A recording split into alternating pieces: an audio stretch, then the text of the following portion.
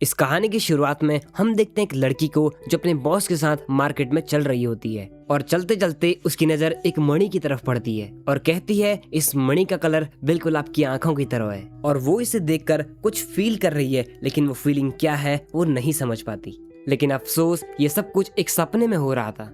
वो बिस्तर से उठती है और एक लेटर लिखती है, मिस्टर गिलबर्ट, आज मुझे पूरे 120 दिन हॉस्पिटल में हो चुके हैं और अब मुझे लगता है कि मैं बिल्कुल ठीक हो गई हूँ और मुझे वापस से मेरी पोस्ट में डाल दिया जाए। लेकिन तभी एक तेज हवा का झोंका आता है और उसके लेटर को बिल्कुल पंछी बन उड़ती फिरूं मस्त गगन में के जैसे उड़ा ले जाता है। और वॉयलेट की पहचान लोगों के सामने ऐसी थी कि उसके अंदर कोई भी इमोशंस नहीं है। वो बिल्कुल एक रोबोट की तरह है, क्योंकि वॉयलेट सिर्फ ऑर्डर्स पर काम करती थी। अगर कोई आदमी उसे ऑर्डर दे कि इस आदमी को मारना है तो वो बिना सोचे समझे उस आदमी को मार देती थी। और फिर एक आदमी हॉजिंस जो कि वॉयलेट से मिलने हॉस्पिटल आया होता है और जैसे ही वॉयलेट के रूम में पहुंचता है तो वो देखता है कि वॉयलेट नीचे गिरी हुई है और उससे पूछता है कि वॉयलेट तुम ठीक तो हो ना। लेकिन वॉयलेट का पहला ही क्वेश्चन रहता है कि मिस्टर गिलबर्ट कहाँ हैं, क्या वो भी तुम्हारे साथ आए हैं? और वो पूछती है कि मेजर गिलबर्ट ठीक तो है ना, क्या वो मर गए हैं? लेकिन हॉजिंस बताता है कि नहीं, कोई टेंशन वाली बात नहीं है, लेकिन एक्चुअल में मेजर गिलबर्ट मर चुके होते हैं। लेकिन वॉयलेट इस बात से अनजान रहती है और हॉजिंस वॉयलेट से पूछते हैं कि जब मैं यहाँ आ रहा था तब तुम क्या कर रही थी? और वॉयलेट उन्हें बताती है कि मैं मेजर गिलबर्ट को ही लेटर लिख रही थी, क्योंकि उन्होंने मुझे बोला कि अगर मैं पेन एंड पेपर का यूज करूंगी, कुछ ना कुछ लिखूंगी तो मेरी रिकवरी बहुत फास्ट होगी। लेकिन एक बार फिर वॉयलेट उनसे पूछती है कि मेजर गिलबर्ट कहाँ हैं, कैसे हैं, वो ठीक तो है ना? ये सुन के हॉजिंस थोड़ा डर जाता है और वो कहता है कि कोई दिक्कत वाली बात नहीं है, सब कुछ ठीक है, मैं यहाँ आया हूँ, उन्होंने तो मुझे तुम्हारे पास भेजा है। और वॉयलेट कहती है भगवान का लाख लाख शुक्र है कि मेजर गिलबर्ट जिंदा हैं। हॉजिंस उससे कहता है कि शुक्र है, कम से कम तुमने मुझे पहचाना तो सही। और वॉयलेट कहती है हम 2 बार मिल चुके हैं, एक ट्रेनिंग के टाइम पे और एक वॉर से ठीक 1 दिन पहले। और एक बार फिर वॉयलेट मेजर गिलबर्ट के बारे में पूछती है कि मैं उनके साथ कब वापस से रिग्रुप होंगी। हॉजिंस कहता है कि इस बारे में हम बाद में बात करेंगे, अभी तुम ड्रेसअप हो जाओ जल्दी से क्योंकि हमने निकलना भी है। और नर्स वॉयलेट का सारा सामान पैक करके ले आते हैं। लेकिन वॉयलेट अपने सामान के अंदर अपनी ग्रीन कलर की एमरल्ड मणि को ढूंढने लग जाती है और बहुत ढूंढने के बाद जब उसे अपनी एमरल्ड ग्रीन मणि नहीं मिलती तब वो नर्स से पूछती है कि मेरी मणि कहाँ है? और नर्स कहती है कि हमें आपकी साइड से यही सारा सामान मिला है, इसके अलावा कुछ भी नहीं। और वो कहती है कि मेजर ने उसे गिफ्ट के तौर पे ये मणि दी थी और जब तक वो उसे ढूंढ नहीं लेती तब तक वो यहाँ से नहीं जाने वाली। हॉजिंस उसका हाथ पकड़ता है और कहता है जो भी हो तुम्हें मेरे साथ चलना होगा, ये तुम्हारे मेजर के ऑर्डर्स हैं। हम एक वॉर का फ्लैशबैक देखते हैं जहाँ मेजर गिलबर्ट की हालत बहुत ज्यादा खराब होती है और वो मरने की हालत में वॉयलेट से कहते हैं, वॉयलेट मैं चाहता हूँ कि तुम खुल के जीना, यही मेरी दिली इच्छा है। सभी लाइडन पहुंच जाते हैं। हॉजिंस वॉयलेट को बताता है कि मेजर गिलबर्ट हमेशा से तुम्हारे फ्यूचर के बारे में सोचते थे और खुद के मरने के बाद वॉयलेट की देखभाल करने के लिए वो उसे एवरगार्डन फैमिली को सौंप देता है। और हॉजिंस उसे एवरगार्डन फैमिली के घर ले जाता है और अंदर जाके वो सब चाय पीते हैं। तो हॉजिंस बताता है कि हमारा युद्ध पूरे 4 साल चला। और वॉयलेट जब चाय का कप उठाती है तो उसका हाथ इतना कांप रहा होता है कि उसकी सारी चाय उसके हाथ में गिर जाती है। लेकिन पता चलता है कि उसके हाथ युद्ध में कट गए थे और ये जो हाथ हैं वो सिल्वर के हैं। ये देख के मिस एवरगार्डन उसे अपने ग्लव्स देती है पहनने के लिए और दोनों हॉजिंस और मिस एवरगार्डन उसकी तारीफ करते हैं कि ये ग्लव्स तुम पर अच्छे लग रहे हैं। मिस एवरगार्डन उससे कहती हैं, वॉयलेट बेटा इसे अपना ही घर समझो। और वॉयलेट उससे कहती है कि मेरी आज तक बचपन से कोई भी फैमिली नहीं रही है तो मुझे नई फैमिली भी बिल्कुल नहीं चाहिए। मेजर गिलबर्ट ही चाहते हैं कि तुम इस फैमिली में रहो और एक अच्छी खुशहाल जिंदगी जियो। ये कह के हॉजिंस बाहर आ जाता है, लेकिन वॉयलेट उसके पीछे पीछे आ जाती है और पूछती है कि क्यों गिलबर्ट चाहते कि मैं इस फैमिली में रहूं? ओह, तो शायद इसलिए कि मेरे हाथ कट चुके हैं कि अब मैं उतने अच्छे से लड़ नहीं पाऊंगी, यही ना? और कहती है कि मैं कुछ टाइम ट्रेनिंग करूंगी ना, मैं फिर से एक अच्छा योद्धा बन जाऊंगी। लेकिन हॉजिंस कहता है कि वॉर खत्म हो चुकी है। वॉयलेट कहती है तो ठीक है, अगर उन्हें मेरी जरूरत नहीं है तो एक काम करो, मुझे मार दो और मुझे जमीन में गाड़ दो। और ये सुन के हॉजिंस उसे अपने साथ ले जाता है और बताता है कि उसने एक नया बिजनेस ओपन किया है घोस्ट राइटिंग का। जो लोग लिख नहीं पाते उनके बिहाफ में हम लोग लेटर को लिखते हैं। और हॉजिंस उसे एक पोस्टमैन के साथ काम पर लगा देता है और वॉयलेट जैसा कहो वो वैसा काम कर देती थी, बिल्कुल रोबोट की तरह। हॉजिंस पूछता है कि मेजर गिलबर्ट ने आपको लास्ट टाइम क्या ऑर्डर दिए थे? वो कहती है उन्होंने कहा कि खुल के जीना और साथ ही ये भी कहा और इसके बाद उसे याद नहीं।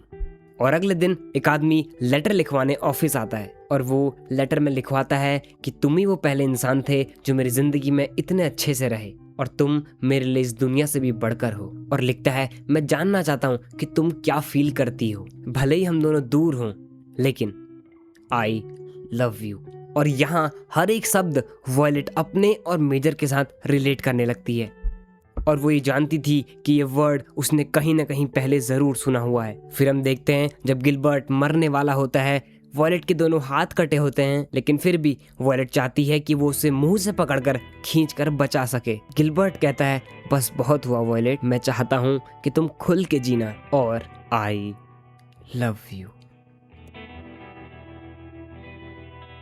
कहानी 4 साल पीछे जाती है, जहां हमें पता लगता है कि गिलबर्ट के बड़े भाई ने गिलबर्ट को वॉयलेट को एक गिफ्ट के तौर पे दिया था और कहता है कि इससे कोई भी काम करा लेना बिना दया दिखाए। प्रेजेंट टाइम में आए तो वॉयलेट अब टाइपराइटर भी सीख चुकी है। ये लड़की कैटलिया जो उसी ऑफिस में काम करती है और वो वॉयलेट से कहती है, अरे वाह, तुमने तो बड़ा ही इंप्रेसिव काम किया है। लेकिन वो कहती है कि मैंने इंप्रेसिव काम नहीं किया, ये जो वेपन है वो इंप्रेसिव है। और असल में वो टाइपराइटर को वेपन कहती है क्योंकि उसका जो माइंडसेट है वो मिलिट्री वाला होता है। वॉयलेट हॉजिंस के पास जाती है और वो कहती है कि मुझे मेजर गिलबर्ट का एड्रेस दे दो, मुझे उनको एक रिपोर्ट लिखनी है। मैं उनको बताना चाहती हूँ कि मैं यहाँ पर ट्रेनिंग कर रही हूँ घोस्ट राइटिंग की। और हॉजिंस कहता है, हाँ हाँ ठीक है, मैं भेज दूंगा उनको। और बात घुमा के कहता है कि तुम्हारी ट्रेनिंग कैसी चल रही है। और अभी वॉयलेट एक प्रोफेशनल घोस्ट राइटर नहीं बनी है क्योंकि वो सिर्फ उतना ही लिखती है जितना कस्टमर उसको बताते हैं। वो अपने एंड से कोई चीजें, कोई इमोशंस एक्स्ट्रा जोड़ के नहीं लिखती है। और फिर एक दिन ऑफिस में एक लड़की आती है और वो कहती है कि मुझे एक लड़के ने प्रपोज किया है तो मुझे रिटर्न में एक रोमांटिक लेटर लिखना है, क्या तुम मेरे लिख दोगे? और एरिका थोड़ा हेजिटेट करती है तो वो वॉयलेट से लिखवा लेती है और वो कहती है कि मुझे उसके लिए कोई खास फीलिंग्स नहीं है और ना ही वो इतना खास लड़का है, बस मैं चाहती हूँ कि वो मेरे पीछे पड़े। कुछ दिनों बाद वो लड़की वापस से ऑफिस में आती है और बहुत ही गुस्से में वॉयलेट से कहती है कि तुमने ये क्या लेटर लिखा है, एक बार अपने मुंह से इसको पढ़ो। और वॉयलेट ने लिखा होता है कि मैंने आपका लेटर पढ़ा, लेकिन मुझे आपके लिए कोई खास फीलिंग्स नहीं है, ना ही आप सिंसियर हैं और ना ही मुझे आपकी तरफ अट्रैक्शन होता है। अपने दिमाग में रखो कि मैं एक हाई क्लास औरत हूँ और तुम तभी वापस ट्राई करना जब तुम्हारे पास बहुत सारे पैसे और गिफ्ट्स हो। और वॉयलेट जब बाहर जाती है तो उसे same to same major Gilbert की तरह एक आदमी दिखाई देता है, लेकिन वो मेजर गिलबर्ट नहीं होता है। घोस्ट राइटर की एक मेंबर आइरिस हॉजिन से कहती है कि वॉयलेट किसी काम की नहीं है और कंपनी वैसे भी इतने लॉस में चल रही है, एक काम करो वॉयलेट को जॉब से निकाल दो। लेकिन ये सब एरिका और वॉयलेट सुन लेते हैं और अगले सीन में हम देखते हैं कि वॉयलेट का लुक पूरा चेंज हो चुका है। कैटलिया और हॉजिन्स दोनों काफी खुश हो जाते हैं और हॉजिन्स उसे एमरल्ड ग्रीन ब्रोच देता है और कहता है कि इस मणि को लाने में थोड़ा देरी हो गई। और उसे देख के वॉयलेट काफी ज्यादा खुश और इमोशनल हो जाती है और कहता है कि किसी ने इसे तुमसे चुरा के ब्लैक मार्केट में बेच दिया था और असल में हॉजिन्स अपनी पूरी कमाई इसे खरीदने में लगा देता है। और एक रात डिनर करते वक्त कैटलिया हॉजिन्स से पूछती है गिलबर्ट के बारे में। हॉजिन्स कहता है कि वो मेरा बचपन का दोस्त था जो कि अब कभी वापस नहीं आने वाला। वॉयलेट हर रात उस मणि को पकड़कर सोती है क्योंकि वो गिलबर्ट की एक निशानी है। वॉयलेट अब डॉल बनने के लिए ट्रेनिंग स्कूल जा चुकी है और डॉल उन लड़कियों को कहा जाता है जो प्रोफेशनली घोस्ट राइटिंग करती हैं। और टीचर बताती है कि जब भी आपकी ग्रेजुएशन कंप्लीट हो जाएगी तब आपको ये पिन देखने को मिलेगा, जिससे आपको जॉब के टाइम पे काफी हेल्प होगी। टीचर उन्हें समझाती है कि डॉल बनने के लिए सबसे मेन चीज है स्पीड। क्लाइंट जिस स्पीड में आपसे बातचीत कर रहा है उसी स्पीड में आपको जो लेटर लिखना होता है। और सभी बच्चे टाइपिंग में लग जाते हैं, लेकिन वॉयलेट चुपचाप बैठी रहती है और टीचर उसके पास आती है और कहती है कि वॉयलेट क्या हुआ, तुम टाइपिंग क्यों नहीं कर रही?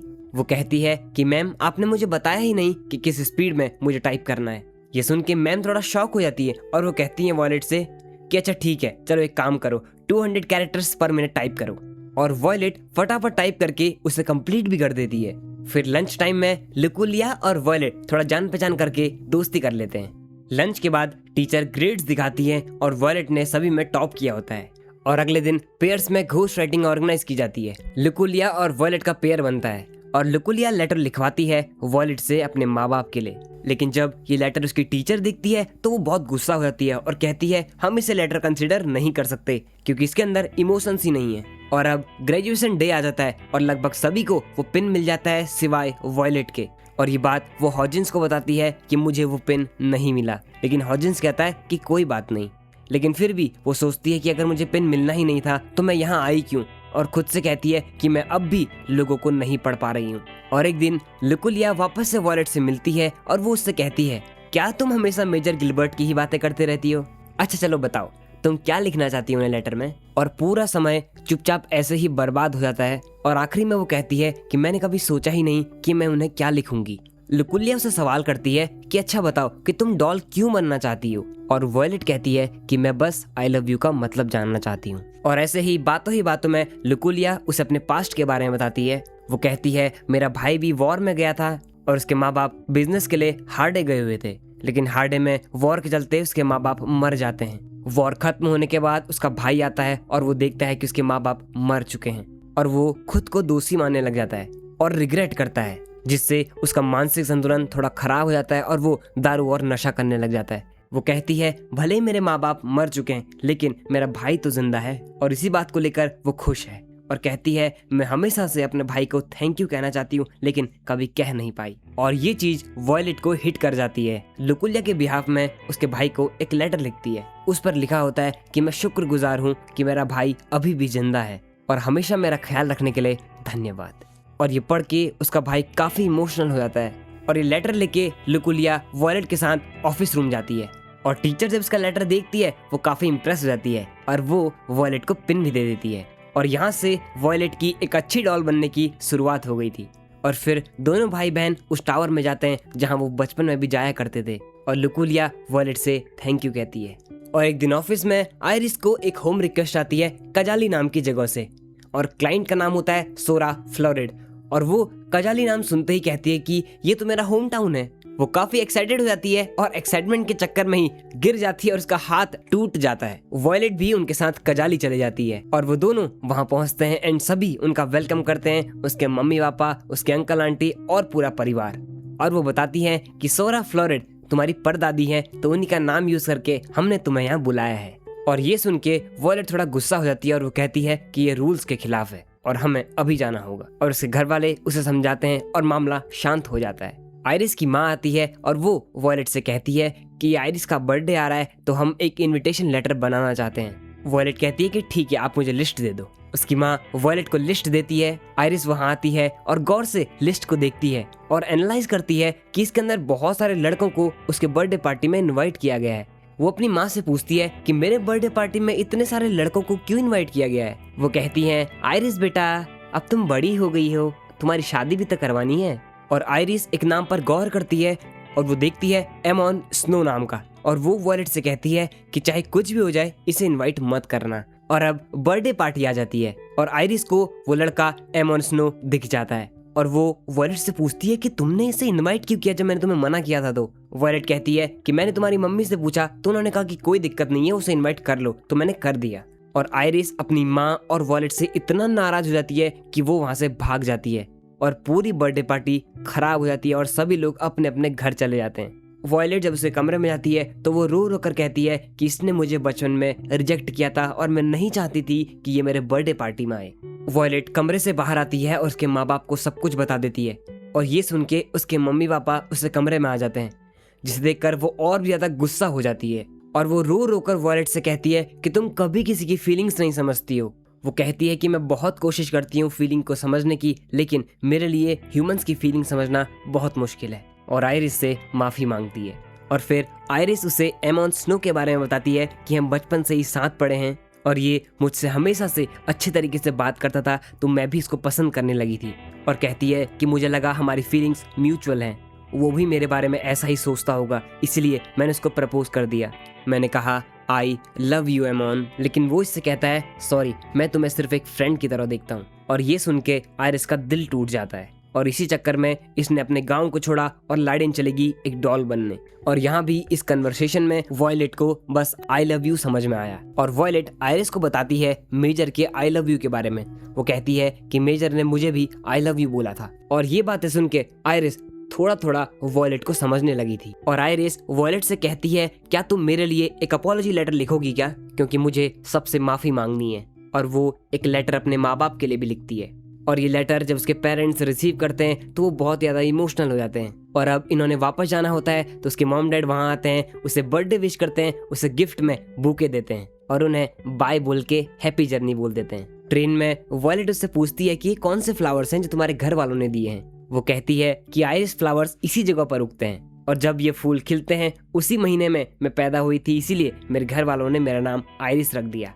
और वॉयलेट को कुछ हिट होता है। जब वो पहली बार मेजर गिलबर्ट से मिली थी तब गिलबर्ट ने उससे पूछा था कि तुम्हारा नाम क्या है, और वॉयलेट का कोई नाम नहीं था, इसीलिए वो चुपचाप रहती है। लेकिन फिर मेजर गिलबर्ट एक वॉयलेट कलर के फूल को देखता है और कहता है आज से तुम्हारा नाम वॉयलेट। और यहीं से हम जानते हैं कि वॉयलेट का नाम आखिर वॉयलेट कैसे पड़ा। हॉजिंस एक मिलिट्री ऑफिसर से मिलता है, वो उसे बताता है कि नॉर्थलैंड के गर्दारी एम्पायर के कुछ फोर्सेस हैं जो कि शांति को नहीं मानते, और ये भी बताते हैं कि साउथ में एक किंगडम है, वहाँ 2 कंट्रीज हैं, द्रोसेल और फ्लूगल, जो कि एक दूसरे के दुश्मन हैं, और इनमें शांति बनाने के लिए वहाँ एक शादी रची जा रही है ताकि उन दोनों के बीच में लड़ाई ना हो और शांति का माहौल बन सके। वॉयलेट भी द्रोसेल में है क्योंकि वो अब अच्छे लेटर्स लिखना सीख चुकी है, और यहाँ वॉयलेट एक प्रिंसेस से मिलती है जिसकी शादी फ्लूगल किंगडम के प्रिंस से होने वाली है। और फिर प्रिंसेस वॉयलेट से पूछती है कि तुम्हारी एज कितनी है, और वॉयलेट बताती है कि मैं 14 साल की हूँ, और प्रिंसेस भी सेम एज की होती है, 14 साल की। और वो वॉयलेट से कहती है कि मेरे और प्रिंस के बीच में 10 साल का गैप है, वो 24 ईयर्स के हैं और मैं 14 साल की। और पूछती है कि कोई दिक्कत तो नहीं है ना, और वॉयलेट कहती है नहीं नहीं, कोई दिक्कत वाली बात नहीं है। और प्रिंसेस कहती है कि अगर 2 लोग के बीच में लव ना हो तब भी कोई दिक्कत नहीं होगी क्या। और वॉयलेट जैसे ही लव वर्ड सुनती है वो चुप हो जाती है और कहती है मेरे पास इसका कोई जवाब नहीं है। वॉयलेट एक लेटर लिखती है प्रिंसेस के बिहाफ में। द्रोसेल की एक खास बात यह है कि यहाँ पर पब्लिक लव लेटर्स चलते हैं, मतलब कोई भी आपके लव लेटर्स को देख सकता है, उन्हें पढ़ सकता है कि आपके बीच में क्या क्या बातें चल रही हैं। और अब लेटर एक्सचेंज हो रहे हैं और दोनों तरफ खुशी का माहौल है। लेकिन प्रिंसेस ये सोचती है कि ये जो भी कुछ हो रहा है सब कुछ गलत हो रहा है और उसे कुछ भी सही नहीं लगता। वो कहती है अब मेरी शादी हो जाएगी, और उसकी मेड जिसने उसे उसकी माँ की कोख से निकाला होता है उसे देखकर कहती है कि अब मैं तुम्हें भी खो दूंगी। और वो इमोशनल होकर कमरे में बंद हो जाती है और लेटर एक्सचेंज होते रहते हैं इन दोनों के बीच। और एक दिन प्रिंसेस गार्डन में बैठ के वॉयलेट से कहती है ये सब फालतू चीजें हैं जो भी लेटर एक्सचेंज हो रहे हैं इधर से उधर। और वो कहती है कि मैं प्रिंस डेमियन से एक बार मिल चुकी हूँ, वो कभी भी ऐसे बात नहीं करते। कहती है तुम यहाँ से कुछ भी लिख लो, सामने से भी ऐसे ही फॉर्मल रिप्लाईज आएंगे। प्रिंसेस वॉयलेट को बताती हैं कि जब वो 10 साल की थी तब उनके वहाँ एक ऐसी रस्म है जहाँ सारे किंगडम्स के प्रिंस आते हैं और वो खुद को इंट्रोड्यूस करते हैं ताकि वो दूसरे किंगडम्स की प्रिंसेस के साथ शादी कर पाएं। और उसे उस टाइम पर बहुत सारे प्रपोजल आ जाते हैं जिससे वो काफी परेशान हो जाती है और दौड़ लगा के गार्डन में बैठ के रोने लग जाती है। लेकिन तभी वहाँ प्रिंस डेमियन आ जाते हैं जो उनसे अच्छी अच्छी प्यारी प्यारी मीठी मीठी बातें करते हैं और वो कहते हैं कि रोना बंद करो, मुझे लगा तुम एक सख्त लड़की हो लेकिन तुम भी बाकी लड़कियों जैसी ही हो। ये देख के मुझे काफी अच्छा लगा और वो खुलकर रोने लगती है और यहीं से वो प्रिंस डेमियन के प्यार में पड़ जाती है। और प्रिंसेस वॉयलेट से कहती है मैं तो इस शादी के लिए खुश हूँ, क्या वो इस शादी के लिए खुश हैं? क्योंकि इन सब लेटर से तो मुझे कुछ भी पता नहीं चल रहा क्योंकि ये तो डॉल्स ने लिखे हैं। और फिर कहती हैं कि प्रिंस डेमियन क्या फील करते हैं, मैं बस ये जानना चाहती हूँ। और वॉयलेट ऐसा इंतजाम करती है कि दोनों साइड से हैंड रिटन लेटर्स ही आए और अब दोनों किंगडम्स की तरफ से रियल लव लेटर्स पब्लिश होते हैं और अब दोनों प्रिंस और प्रिंसेस अपनी रियल फीलिंग्स को शेयर कर रहे होते हैं और आसपास के सभी लोग उन लेटर्स को पढ़ते हैं। एक्साइटमेंट में आके उनके लव लेटर्स को पढ़ के उन्हें सलाह देने लग जाते हैं। प्रिंस तुम इतना रूड क्यों हो रहे हो, ऐसे नहीं करते, अच्छे से बात करो प्रिंसेस से। नहीं नहीं प्रिंसेस, यहाँ पर तुम्हारी गलती है, तुम्हें मानना पड़ेगा ये बात। और ऐसे ही उनके बारे में बातचीत करते रहते हैं। एक फाइनल लेटर प्रिंस की तरफ से आता है जहाँ पर वो कहते हैं मैं तुमसे मिलना चाहता हूँ और हमारी मुलाकात वहीं होगी जहाँ मैं तुमसे पहली बार मिला था। रात में वो उसी गार्डन में मिलते हैं जहाँ पर वो पहली बार मिले थे जब वो 10 साल की थी और फिर वो उसे शादी का प्रपोजल देता है और प्रिंसेस एक्सेप्ट कर लेती हैं। एक दिन वॉयलेट किसी काम के चलते बाहर की ऑब्जर्वेटरी में जाती हैं और उस ऑब्जर्वेटरी में एक लड़का होता है जिसका नाम लियोन है जो कि डॉल्स, घोस्ट राइटिंग इन सब चीजों को पसंद नहीं करता और वो देखने में काफी डिप्रेस्ड लगता है। और इस ऑब्जर्वेटरी के अंदर 80 डॉल्स और 80 ऑब्जर्वेटरी में काम करने वाले लड़के होते हैं और फिर इनका मास्टर इनसे कहता है कि सभी लोग पेयर बनाओ। वॉयलेट और लियोन का पेयर बनता है और अब इनका काम यह है कि जो पुरानी इंपॉर्टेंट बुक्स हैं वो जो डैमेज हो चुकी हैं उन्हें रीराइट करना, जहां लड़के उन्हें कमांड देंगे और लड़कियां टाइप करेंगी। और वॉयलेट की स्पीड इतनी ज्यादा होती है कि वो 3 दिन का काम एक ही दिन में कर देती है। लियोन वॉयलेट से कहता है कि हर 200 साल में एक कॉमेट आता है और इस बार भी वो आने वाला है 3 से 4 दिनों के अंदर। और अगले दिन 2 लड़के वॉयलेट को परेशान कर रहे होते हैं, उसे छेड़ते हैं, उसके साथ बदतमीजी करते हैं और लियोन के बारे में भी उल्टा सीधा कहते हैं। तुम्हें पता है इसकी माँ कैसी थी? उसकी माँ के बारे में बोलते हैं और कहते हैं कि तुम्हें पता है ये अनाथ है। और ये सुन के वॉयलेट उन दोनों से कहती है मैं भी अनाथ हूँ, मैंने भी अपने माँ बाप को कभी नहीं देखा। और ये सुन के वो दोनों लड़के वहाँ से चले जाते हैं और ये सब लियोन वहाँ पास खड़ा सुन रहा होता है। लियोन का रूममेट उसे बताता है कि अगले 4 दिनों में कॉमेट आने वाला है। लंच टाइम में वॉयलेट बाहर अकेली होती है और तभी लियोन वहाँ आता है और कहता है क्या तुम मेरे साथ कॉमेट देखने चलोगी जो अगले 4 दिनों में आने वाला है? और वॉयलेट उसे हाँ कह देती है और ये सुनकर वो काफी खुश हो जाता है और कॉमेट देखने के लिए वो टेलीस्कोप लेके छत में आ जाते हैं। और लियोन वॉयलेट को अपने माँ बाप के बारे में बताता है। वो कहता है कि मेरे पापा भी पहले यहाँ काम किया करते थे और मेरी माँ एक डांस परफॉर्मर थी और मेरे पापा अक्सर रेयर बुक्स की खोज में इधर उधर जाया करते थे। और एक दिन ऐसे ही वो एक रेयर बुक की तलाश में गए लेकिन कभी वापस ही नहीं आए। हालांकि उन्होंने 2 साल तक उन्हें ढूंढने की कोशिश करी लेकिन वो नहीं मिले। और वो कहता है कि मेरी माँ उनसे बहुत ज्यादा प्यार करती थी, मेरी माँ के लिए उनसे बढ़कर कोई चीज नहीं है और इसीलिए वो मुझे भी छोड़कर चली गई। और कहता है कि उसके बाद से मैं अनाथ हो गया। और ये सुन के वॉयलेट का दुख भी बाहर आ जाता है और वो उसे मेजर के बारे में बताती है और लियोन उससे कहता है यू लव मेजर गिलबर्ट। लेकिन तभी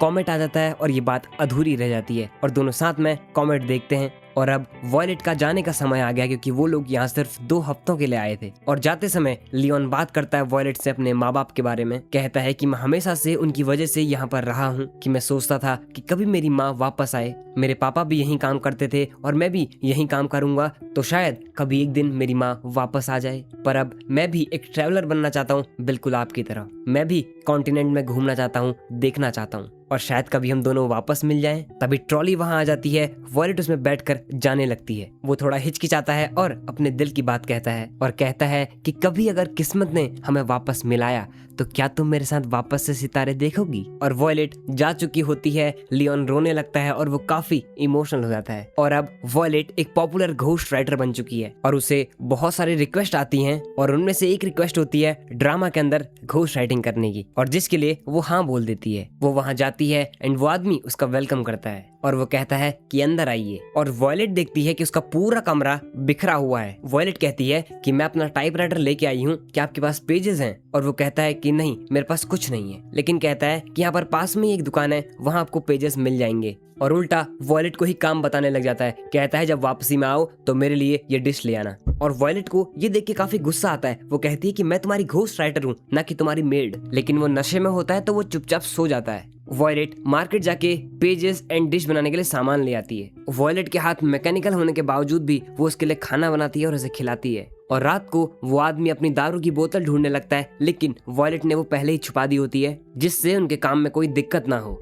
और अगले दिन ड्रामा शुरू होता है और वो वॉयलेट से कुछ हद तक डायलॉग्स लिखवाता है। और कुछ देर बाद वॉयलेट उसके कमरे के अंदर से एक छाता बाहर लेके आती है और पूछती है कि ये क्या है? कहता है कि ये तो बस एक छाता है नॉर्मल सी। और वॉयलेट कहती है कि मुझे ये बहुत पसंद आई। और ये सुन के उसे थोड़ा धुंधली धुंधली मेमोरी याद आने लगती है जिससे वो परेशान होता है और वो कमरे के अंदर चले जाता है। और अंदर कमरे की खिड़की से जब वो बाहर को देखता है वॉयलेट को अम्ब्रेला से ढके हुए, तो उसे सब कुछ याद आने लगता है। उसकी एक बेटी थी जो कि अब इस दुनिया में नहीं है। वो उठकर बाहर आता है और वॉयलेट के हाथ से छाता को फेंक देता है और कहता है बस बहुत हुआ, अब तुम प्लीज यहाँ से चले जाओ, क्योंकि उसे अपनी बेटी की याद आ रही होती है। और वॉयलेट कहती है कि हमारी कहानी का क्या? वॉयलेट कहती है मुझे माफ कर दीजिए अगर मैं आपकी कोई फीलिंग नहीं समझ पाई हूँ। कहता है कि मैं अब नहीं लिखना चाहता कहानी, लेकिन जो कहानी मैंने अपनी बेटी ओलिविया को बताई थी मैं उसे पूरा करना चाहता हूँ। और वो वॉयलेट को अपनी हिस्ट्री बताता है और कहता है कि हम इस जगह में तब आए थे जब इसकी माँ की एक बीमारी से मौत हो गई थी।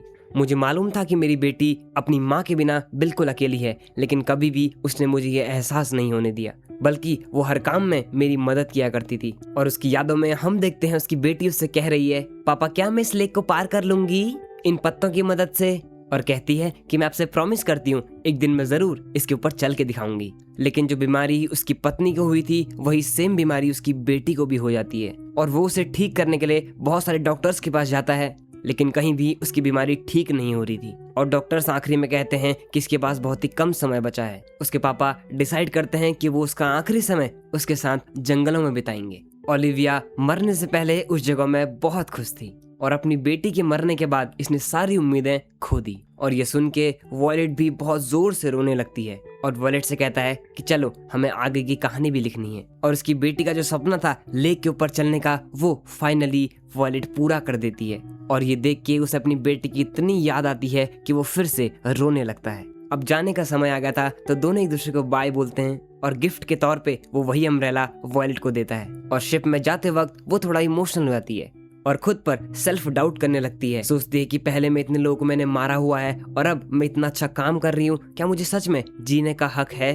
और शिप से नीचे उतरते वक्त उनकी मुलाकात मिस एवागार्डन से हो जाती है और कहती हैं, वॉयलेट तुम कितनी जल्दी बड़ी हो गई, आज तुम्हें ऐसे देख के मेजर गिलबर्ट को मुक्ति मिल गई होगी। और ये सुन के वो शॉक हो जाती है और जल्दी से भाग के हॉजिंस के पास जाती है और उनसे पूछती है, मेजर गिलबर्ट कहाँ हैं? वो ठीक तो है ना? वो जिंदा तो है ना? बताओ। और हॉजिंस उसे सच्चाई बताता है। कहता है कि जहाँ वॉर हुई थी तुम हमें वहाँ बेहोश मिली, लेकिन मेजर गिलबर्ट हमें कहीं नहीं मिले और ना ही हमें उनकी बॉडी मिला तो सिर्फ ये टैग जिस पर उनका नाम लिखा था। ये सुन के वॉयलेट टूट जाती है। वो कहती है कि तुम झूठ बोल रहे हो, तुम्हें कुछ नहीं पता, वो जिंदा हैं, वो ठीक हैं। और ऐसा कहते कहते वो वहां से भाग जाती है और भागते भागते वो जाती है गिलबर्ट के बड़े भाई के पास और उनसे जाकर पूछती है, मेजर गिलबर्ट कहाँ है? वो कहता है, तुम्हें नहीं पता, वो तो मर चुका है। और वो कहती है कि नहीं, ये सब झूठ है, मैं तुम्हारी बात पे यकीन नहीं करती। इधर कैटलिया भी हॉजिंस पर गुस्सा हो जाती है और वो बोलती है कि तुमने क्यों बताया कि मेजर गिलबर्ट मर चुके हैं, और अब तुम ही जाओ वॉयलेट को ढूंढ के लाओ। फ्लैशबैक आता है जहां पर मिस्टर गिलबर्ट पहली बार वॉयलेट को अपने मेंशन ले गए होते हैं और वॉयलेट बस एक टूल की तरह काम करती है, तो वो मेजर गिलबर्ट को फॉलो करते रहती है। एक सीनियर ऑफिसर वहां आता है और वो कहता है कि इसे भी अपने साथ वॉर में ले जाओ। गिलबर्ट उससे बहस करता है कि नहीं, मैं इसे अपने साथ नहीं ले जा सकता वॉर में, और इसे लेके उनके बीच में बहस छिड़ जाती है। सीनियर ऑफिसर उसे डांटने लगता है और कहता है ये लड़की बस एक टूल है, और गिलबर्ट उसे अपने साथ वॉर में ले जाता है। और अब गिलबर्ट अपनी आर्मी को समझाता है कि हमारे पास 30,000 सोल्जर्स हैं और उनके पास 60,000 सोल्जर्स, हम उनसे कैसे लड़ेंगे। और कहता है हम 2 ग्रुप में स्प्लिट हो जाएंगे, एक ग्रुप पीछे से अटैक करेगा, एक ग्रुप आगे से अटैक करेगा। वॉयलेट को बोलता है तुम यहीं रहना, हमारे साथ आगे मत आना, लेकिन वॉयलेट भी इनके साथ पीछे पीछे आ जाती है और वहां वॉर स्टार्ट हो जाती है। कहानी वापस प्रेजेंट टाइम में आ चुकी है जहां वॉयलेट गिलबर्ट के मेंशन में आ जाती है और गिलबर्ट की मेड वॉयलेट को पहचान जाती है क्योंकि वो उसे बचपन से जानती है और मेड से कहती है मेजर गिलबर्ट यहाँ है ना। मेड उसे गिलबर्ट के कब्र में ले जाती है। कब्र में आके वॉयलेट पुरानी चीजें याद करने लगती है क्योंकि मेजर गिलबर्ट ही एक ऐसा आदमी था जिसने उसे लिखना, पढ़ना, बोलना सिखाया था। और उसे वो दिन याद आता है जब मिस्टर गिलबर्ट ने उसे एमरल्ड ग्रीन ब्रोच गिफ्ट में दिया था और वो कहता है मैं तुम्हारे लिए और तुम्हारे काम के लिए बहुत ग्रेटफुल हूँ, बताओ तुम्हें गिफ्ट में क्या चाहिए। और सामने एक मणि को देखकर कहती है इस मणि का कलर बिल्कुल आपकी आंखों की तरह है। और इस मणि को मेजर गिलबर्ट अपने हाथों से वॉयलेट को पहनाते हैं। एक दिन मेजर गिलबर्ट और वॉयलेट छत में बात कर रहे होते हैं, तभी हॉजिंस वहां आता है। कहता है जब ये वॉर खत्म हो जाएगी, जब मैं रिटायर हो जाऊंगा, तब मैं एक कंपनी खोलूंगा और क्या तुम मेरे साथ कंपनी में काम करोगे। और गिलबर्ट उसे मना कर देता है। हॉजिंस कहता है कोई बात नहीं, अगर तुम नहीं करोगे तो वॉयलेट तो करेगी ना। गिलबर्ट कहता है कि हाँ हाँ क्यों नहीं, ये बिल्कुल सही रहेगा।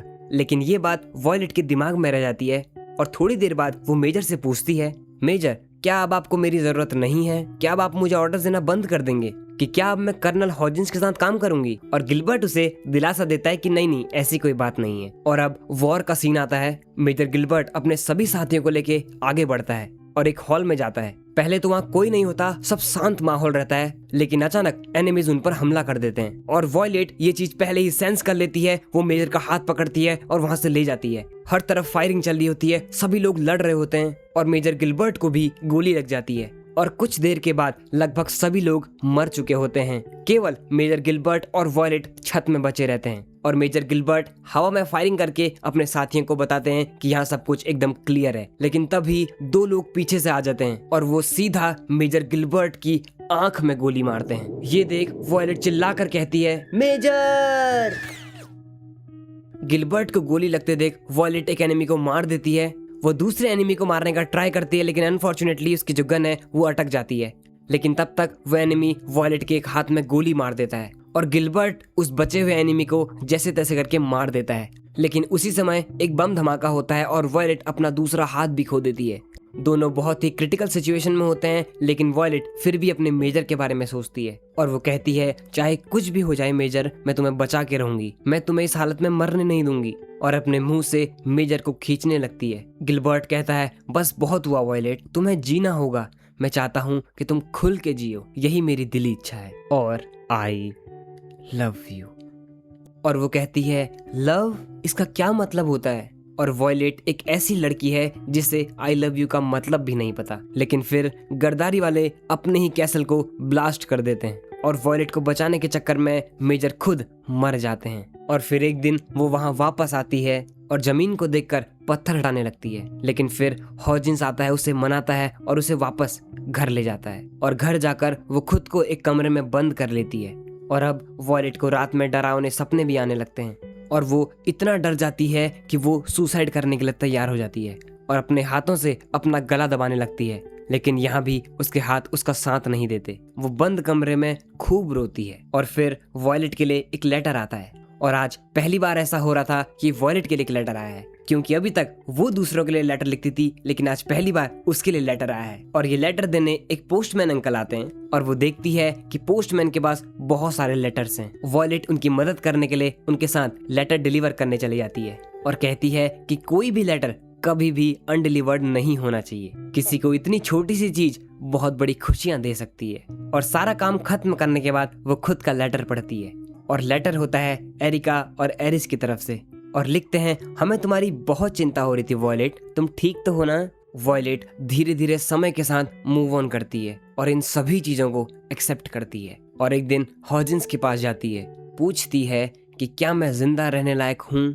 और ये सुन के वो रोने लगता है और कहता है, तुमने हम लोगों के लिए, मेजर गिलबर्ट के लिए जो भी कुछ पास्ट में किया है वो कभी भुलाया नहीं जा सकता। तो हाँ, थैंक यू वॉयलेट एवरगार्डन। और अब वॉयलेट एवरगार्डन एक कम्प्लीटली नई लेडी बन चुकी है और वो एक परिवार में लेटर लिखने के लिए जाती है, जहाँ एक छोटी बच्ची होती है जिसका नाम एन है और एन की माँ बीमार पड़ी है। और वो छोटी बच्ची वॉयलेट को एक असली डॉल समझने लगती है। और वॉयलेट जब एन की माँ से मिलती है तो वो उन्हें लेटर लिखने के लिए कहती है, लेकिन वो चाहती है कि वो लेटर्स किसी और कमरे में लिखें जहाँ एन उन्हें ना देखे। और वो किसी अलग कमरे में चले जाते हैं और एन से कहते हैं कि वो वहाँ ना आए, लेकिन एन फिर भी उन्हें बाहर से देखती रहती है। लेकिन बीमार से परेशान एन की माँ जमीन पर गिर जाती हैं और उन्हें आराम करने के लिए सोने भेज दिया जाता है। और उसकी माँ कहती है, एन बेटा वॉयलेट दीदी के साथ टाइम स्पेंड करो। लेकिन जब तक उसकी माँ सो नहीं जाती तब तक वो उन्हीं के साथ बैठी रहती है और आखिरी में अपनी माँ की बात सुनती है और वॉयलेट के पास चली जाती है। और फिर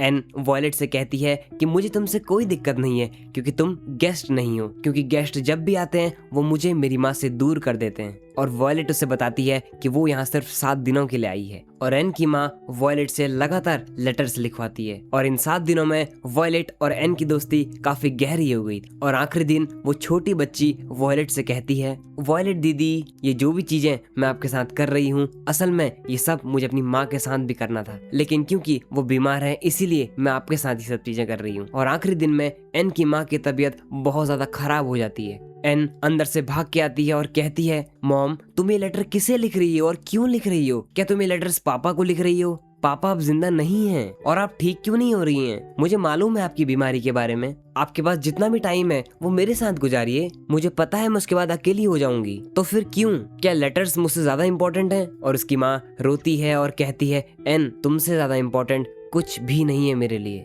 और ये देख के एन रोते रोते बाहर चली जाती है और वॉयलेट उसे संभालती है। लेकिन अब वॉयलेट का जाने का समय आ गया था और एन उसे किस करती है और कहती है, क्या तुम असली डॉल नहीं हो? और जिसे वो एक डॉल समझ रही थी अब उसे समझ में आ जाता है कि ये भी एक इंसान ही है। और जब वॉयलेट चली जाती है तो फिर एन को उसकी याद आने लगती है और जब वॉयलेट चली जाती है तो एन उसे याद करती है और उसकी तारीफ करती है। और मन ही मन ख्याल भी आता है कि मॉम ने इतने सारे लेटर्स किसके लिए लिखे होंगे, और ये सारे लेटर्स एन की माँ ने एन के लिए लिखे होते हैं। और एन की माँ के पास जितना भी टाइम बचा होता है वो सब वो एन के साथ बिताती हैं और उसे ये लेटर्स उसके हर एक बर्थडे पर डिलीवर होते हैं। और हर बर्थडे पे उसकी माँ उससे बात करती है लेटर के जरिए। और वॉयलेट ने पूरे 50 लेटर्स लिखे होते हैं, यानी अगले 50 सालों तक उसकी माँ उसे हर बार बर्थडे विश करेगी और उससे बातें किया करेगी। और इस पॉइंट तक वॉयलेट अपने इमोशंस को दबा के रखती है और फिर जब वो वापस से कंपनी ज्वाइन करती है, अपने दोस्तों को इसके बारे में बताती है,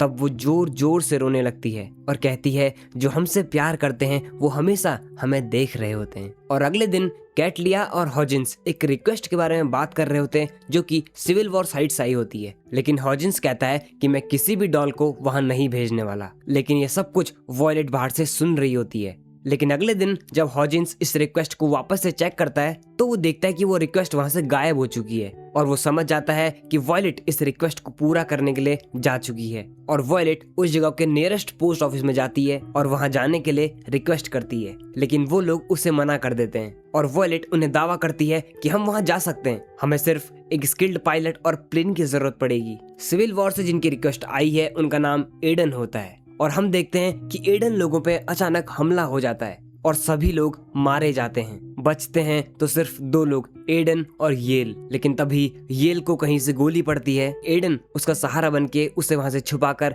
बचाकर ले जाता है, लेकिन फिर येल को एक और गोली पड़ती है और वो मर जाता है और एडन वहां से भागने लगता है। लेकिन फिर वो एडन को भी गोली मार देते हैं और उसके पास आकर उस पर हंसते हैं, उसका मजाक उड़ाते हैं। लेकिन तभी वहां एंट्री होती है वॉयलेट की और वॉयलेट अपनी गजब की फुर्ती से 3 सेकंड के अंदर ही सभी को घुटनों में ले आती है। और इनकी टीम का जो लीडर है वो वॉयलेट को पहचान लेता है। तुम तो वही हो जिसे लाइडन के लोगों ने वॉर में यूज किया था। और उनका लीडर अपने सोल्जर से कहता है हम इस लड़की का मुकाबला नहीं कर सकते और फॉल बैक करने के लिए बोलता है और वो लोग वहां से चले जाते हैं। वॉयलेट एडन को लेके एक हाइडिंग प्लेस पे चली जाती है।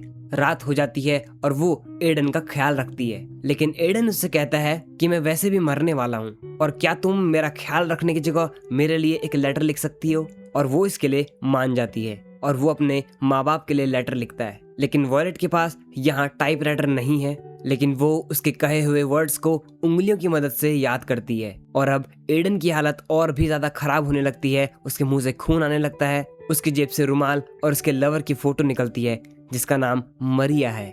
और वो वॉयलेट से कहता है क्या तुम मरिया के लिए भी एक लेटर लिख सकती हो। और वो मरिया को लिखता है, मरिया हम दोनों ही बचपन से दोस्त थे, जब तुमने मुझे आई लव यू बोला मैं बहुत खुश था। और कहता है मिशन में आने से पहले मैं तुमसे अच्छे से बात भी नहीं कर पाया और ना ही तुम्हें किस कर पाया। मैं मरना नहीं चाहता, मैं तुम्हारे पास वापस आना चाहता हूँ। और ये कहते कहते एडन मर जाता है और वॉयलेट ये लेटर लिख के उसके माँ बाप और मरिया सभी को भेज देती है। और मरिया एक खेत में काम कर रही होती है और लोग उसे बोलते हैं कि एडन के नाम का लेटर आया है तुम्हारे लिए, और वो खुशी से झूमने लगती है। लेकिन जब वो लेटर खोलती है, पढ़ती है, उसके आंसू रुकते ही नहीं। और उस लेटर के अंदर एक रुमाल भी होता है जो कि उसके और एडन के बीच प्यार की निशानी होती है। और वॉयलेट जब यहाँ से जा रही होती है तो सभी लोग उसका धन्यवाद करते हैं, लेकिन वो सभी से माफी मांगती है और कहती है मुझे माफ कर दीजिए, मैं उन्हें बचा नहीं पाई। और वहीं दूसरी तरफ नॉर्थ रीजन में और साउथ रीजन में, दोनों रीजन में शांति बनाए रखने के लिए एक कॉन्ट्रैक्ट होने वाला था जिसमें दोनों साइड्स के एम्बेसडर आएंगे और उनके कॉन्ट्रैक्ट को लिखने के लिए एक डॉल आएगी और कैटलिया को इसके लिए चुना जाता है। लेकिन दिक्कत यहाँ ये थी कि कहीं गरदारी के लोग वॉर न छेड़ दें, और इस जंग को छिड़ने से रोकने के लिए मेजर गिलबर्ट के भाई से सपोर्ट लिया जाता है। और फैसला होता है कि डिस्ट्री नाम की जगह पे जाके ये कॉन्ट्रैक्ट साइन होगा और वहां जाने के लिए ट्रेन का सफर तय करना पड़ेगा। लेकिन गरदारी के कुछ लोग जो अपने हक के लिए लड़ रहे हैं वो लोग ट्रेन में घुसपैठ कर देते हैं। और इधर जब वॉयलेट प्लेन से आ रही होती है तो वो देखती है कि आधे रास्ते में एक्सप्लोजन्स हुए हैं और वो जल्दी से इसकी रिपोर्ट गिलबर्ट के बड़े भाई को देती है। बोलती है आगे एक्सप्लोजन्स हुए हैं तो खतरा भी हो सकता है, हमें चौकन्ना रहना होगा। और सभी लोग ट्रेन में बैठ के डिस्ट्री जाने लगते हैं। गरदारी के लोग अपने ब्रिगेडियर को इन्फॉर्म कर देते हैं और कहते हैं कि हम लोग ट्रेन में घुस चुके हैं, तुम लोग भी अटैक की तैयारी शुरू कर दो। और ये लोग रात के समय हमला कर देते हैं और एक बार फिर इन सबसे लड़ने के लिए वॉयलेट अकेले ट्रेन की छत के ऊपर आ जाती है और वो गरदारी के ब्रिगेडियर से कहती है कि वॉर तो खत्म हो चुकी थी ना, फिर क्यों तुम फिर से वॉर करना चाहते हो। और कहता है वॉर कभी खत्म नहीं होती और अपने सोल्जर से कहता है मार दो इस लड़की को। वो भले ही उनसे लड़ती है लेकिन वो चाहती है वो किसी को भी जान से ना मारे। लेकिन फिर एक आदमी अपनी तलवार से उसके गले की मणि को काट देता है और वो मणि उसके दिल के इतने करीब होती है कि वो अपना होश खो बैठती है और पकड़ी जाती है। और ब्रिगेडियर वॉयलेट का गला काटने ही वाला होता है, तभी वहाँ मेजर गिलबर्ट का बड़ा भाई आ जाता है और वो वॉयलेट को बचा लेता है। लेकिन वो वॉयलेट पर गुस्सा होता है और बोलता है तुम खुद को डिफेंड क्यों नहीं कर रही थी, क्या इसीलिए मेरा भाई मरा तुम्हें बचाने के लिए। और तुम मेरे भाई को बचा तक नहीं पाई, और सच कहूँ तो तुम्हें मर जाना चाहिए। वो कहती है कि उन्होंने मुझे आगे बढ़ने के लिए बोला, किसी को मारने के लिए नहीं। और अब भी प्रॉब्लम ये थी कि ब्रिगेडियर बचा हुआ था और वो अपने प्लान बी को एग्जीक्यूट करने वाला है, जो कि है ब्रिज पे बॉम्ब एक्टिवेट करना। जैसे ही ट्रेन ब्रिज के ऊपर से गुजरेगी वहां बॉम्ब ब्लास्ट हो जाएगा और ये लोग ट्रेन का इमरजेंसी ब्रेक लगाते तो हैं, लेकिन तब तक बहुत देर हो जाएगी और वॉयलेट ये डिसाइड करती है कि वो खुद से जाके बॉम्ब को हटा के आएगी। लेकिन प्रॉब्लम ये थी कि ब्रिज पर 2 बॉम्ब लगे थे, तो एक जगह वो बेन को भेजती है और दूसरी जगह खुद जाती है और बेन लात मार के बॉम्ब को पानी में गिरा देता है। लेकिन वॉयलेट का हाथ मैकेनिकल होने की वजह से वो उसको अच्छे से खींच भी नहीं पा रही थी और वो अपनी पूरी जान लगा देती है और खूब मेहनत करने के बाद बॉम्ब झड़ने के साथ साथ उसका मैकेनिकल हाथ भी झड़ जाता है और फाइनली सभी लोग बच जाते हैं। और आखिरी में दोनों रीजन के बीच शांति से कॉन्ट्रैक्ट साइन हो जाता है और पीस का कॉन्ट्रैक्ट साइन होने के बाद सभी लोग लाइडन वापस आ जाते हैं। पीस कॉन्ट्रैक्ट साइन होने की खुशी में वहाँ एक इवेंट किया जाता है जिसका नाम एयर शो है और एयर शो इवेंट में प्लेन पूरे देश में आसमान से लेटर बरसाता है। वॉयलेट के ऑफिस में सभी लोग लेटर्स लिख रहे होते हैं सबमिट करने के लिए। कैटलिया वॉयलेट से कहती है कि तुम भी अपने मेजर गिलबर्ट के लिए लेटर्स लिखो, लेकिन वॉयलेट कहती है कि मुझे समझ ही नहीं आता कि मैं मेजर गिलबर्ट को क्या लिखूं। और अब गिलबर्ट का बड़ा भाई वॉयलेट को इनवाइट करता है कि वो उसकी और मेजर गिलबर्ट की माँ से मिले और गिलबर्ट की माँ वॉयलेट से कहती है कि मैं तुम्हें उसकी मौत के लिए दोषी नहीं मानती और वो कहती है गिलबर्ट आज भी तुम्हारे दिल में जिंदा है, चाहे उसकी यादें कितनी भी दर्द भरी हों। और अब वॉयलेट वापस जा रही होती है। गिलबर्ट का बड़ा भाई उससे कहता है कि वॉयलेट तुम अब इंडिपेंडेंट हो गई हो और ये सब गिलबर्ट की टीचिंग से हुआ है, उसी ने तुम्हें सब कुछ सिखाया। और ये सब सुन के वॉयलेट को इंस्पिरेशन मिलती है और फाइनली वो मेजर गिलबर्ट को लेटर लिखती है और लिखती है, मैंने डॉल बन के बहुत कुछ सीखा, लोगों के इमोशंस को जाना और मैं अपनी जिंदगी ऐसे ही जीती रहूंगी इस उम्मीद में कि शायद कभी वो फिर से मेजर गिलबर्ट से मिल पाए। और एंड में लिखती है कि अब वो आपके कहे गए आई लव यू का मतलब थोड़ा अच्छे से समझने लगी है। मेजर गिलबर्ट, मैं हमेशा आपका इंतजार करूंगी। और अगले दिन उसे घोस्ट राइटिंग की रिक्वेस्ट आती है और ऐसे ही वो अपने काम में लग जाती है।